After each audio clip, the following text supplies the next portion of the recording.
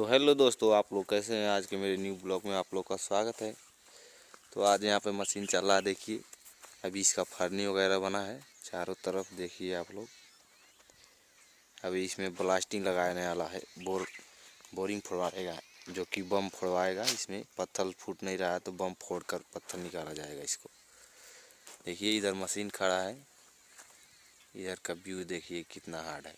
इधर बहुत बड़ा बड़ा खेती होता है, देखो पूरा प्लाट का प्लाट, खाली गेहूं दिख रहा है। ये संतरा का पेड़ है। ये देखिए कितना अच्छा व्यूज है।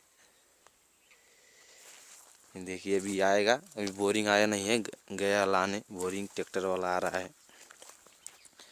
तब तक तो पानी भी हो गया है। पानी भी तोड़ना पड़ेगा उसको।